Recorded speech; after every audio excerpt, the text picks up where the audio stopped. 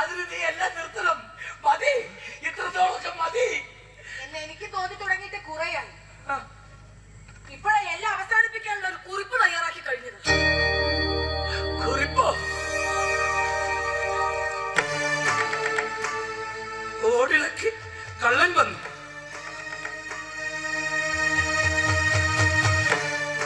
ഓടിളക്കി കള്ളൻ വന്നു. അവന്റെ മോഹം സാധിച്ചു പോയിരിക്കണം. ഇതിനെ സ്വീകരിച്ച് വേണ്ടത് കൈക്കൊള്ളാൻ ഇനിയും ഇങ്ങനെ വരാവുന്നതാണ്.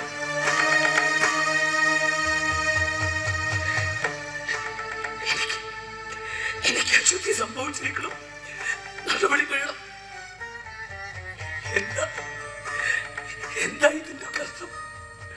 ആർക്കു വേണ്ടി നീ ഇത് കുറിച്ചിരിക്കണേ? കാലങ്ങളായി എന്നിൽ അടിഞ്ഞുകൂടിയിരിക്കുന്ന അഴുക്കൊന്ന് കഴുകിക്കളയണ്ടേ? കട്ട കുത്തിപ്പോയ ചെളിയാണ്. അത് ഇളക്കാൻ കടുത്ത ശ്രമത്തിന് വേണ്ടി വന്നല്ലോ. ഇനിയെങ്കിലും നീ ഒന്നും മനുഷ്യന് മനസ്സിലാവുന്ന രീതിയിൽ സംസാരിക്കേ. ഞാൻ മുൻപും പറഞ്ഞതാണല്ലോ, വിചാരണ കൊണ്ട് മാത്രമേ ഇനി എല്ലാം അവസാനിക്കൂ. അതിന് കുമാരത്തിലോ യോഗത്തിലോ തമ്പുരാന്റെ സർവാധികാരിക്കാര വശമോ എത്തിക്കാൻ വേണ്ടി തയ്യാറാക്കിയതാണ് ഈ എഴുത്ത്. നശിച്ചു പോകും. ഇനി എന്ത് നശിക്കാൻ? സ്വരൂപത്തിന്റെ ഭ്രഷ്ടയാക്കി പടിയിറക്കും. നിന്നെ മാത്രമല്ല, നിന്നോട് ബന്ധമുള്ള സകലരെയും. അതാണ് എന്റെ ആവശ്യം. അതിനു വേണ്ടിയാ ഞാൻ കാത്തിരിക്കുന്നത്. ഭ്രഷ്ടെന്ന മരണമാണ്. അനുഭവിച്ചവരുടെ നാവിൽ തന്നെ ഞാൻ ഇത് അറിഞ്ഞതാണ്.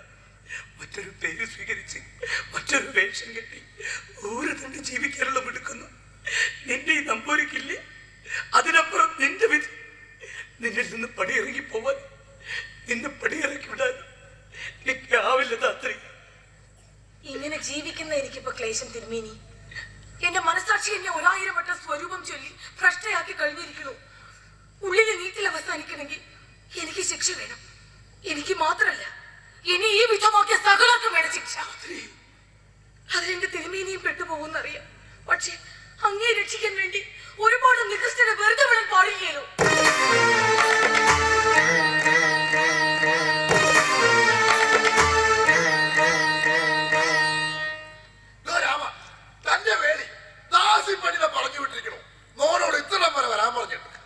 എന്താ ദുരുദ്ദേശം വലുതുമാണോ? ആണെങ്കിൽ മോൻ അത്തരക്കാരനല്ലേ? അതിന് പറ്റിയ ആളാണ് താനെന്ന് സ്വയം തോന്നിയാലും താത്രിക കൂടി ഒന്ന് തോന്നണ്ടേ? എന്താ വിളിച്ചു വരുത്തി അപമാനിക്കാനാണോ? വന്നു കയറിയ ആളാവാൻ നമ്പൂരിയെ നോക്കണ്ട. അപമാനിക്കാനല്ല, നമ്പൂരിക്ക് ജയിക്കാൻ ഒരു അവസരം ഉണ്ടാക്കി തരാനാ വിളിപ്പിച്ച്. എത്ര കാലമായി കുറിയെടുത്തുകാരുള്ള പകയും വൈരാഗ്യവും കൊണ്ട് നടക്കുന്നു. അതിനൊരു അവസാനം.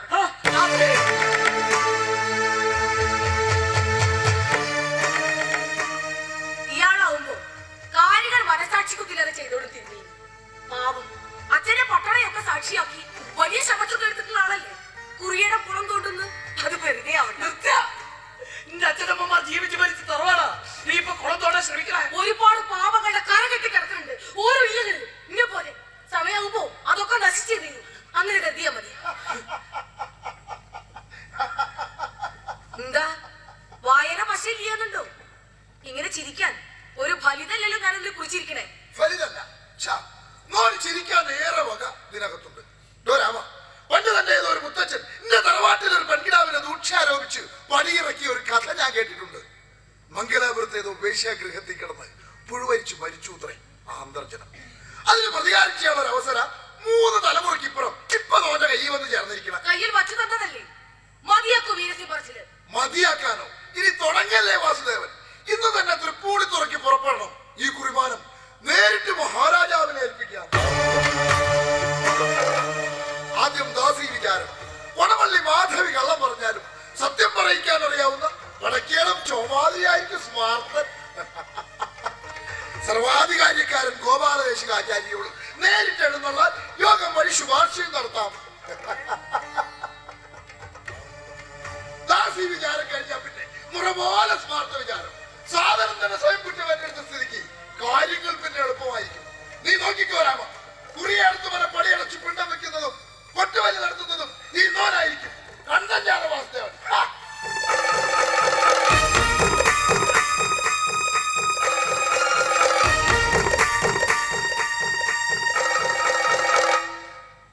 എന്റെ തിരുമേനിയുടെ ദുഃഖം എനിക്ക് മനസ്സിലാകും. ഞാൻ ഉള്ളിൽ വേദനിച്ച തെറ്റ് പ്രവർത്തിച്ചിട്ടുള്ളത് എന്റെ തിരുമേനിയോട് മാത്രം.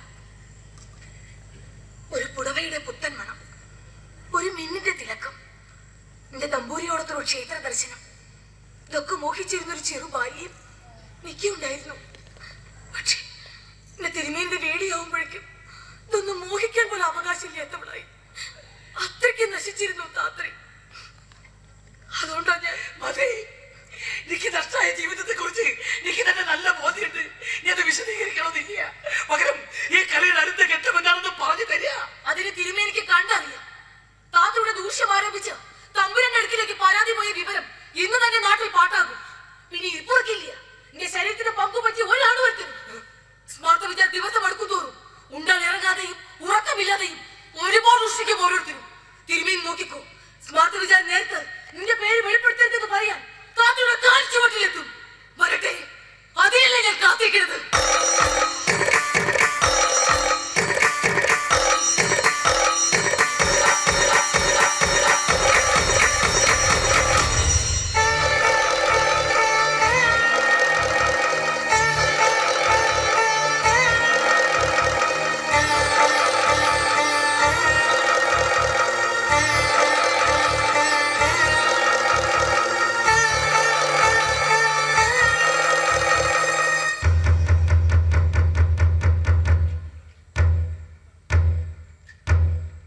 ചെമ്മന്തിട്ട ദേശം കുറിയടത്ത് മരക്കൽ രാമൻ നമ്പൂതിരിയുടെ അന്തർജനവും പൊന്നാനി താലൂക്ക് ഏഴുമങ്ങാട് ദേശം ആറങ്ങോട്ടുകര കൽപ്പകശ്ശേരി മരക്കൽ അഷ്ടമൂർത്തി നമ്പൂതിരിയുടെ മകളുമായ സാവിത്രി എന്ന താത്രി അന്തർജനത്തിന്റെ സ്മാർത്ത വിചാരം 1905 മെയ് 26 ഇടവം 10 നടത്താൻ തീരുമാനിച്ചുകൊണ്ട് ഉത്തരവായിരിക്കുന്നു.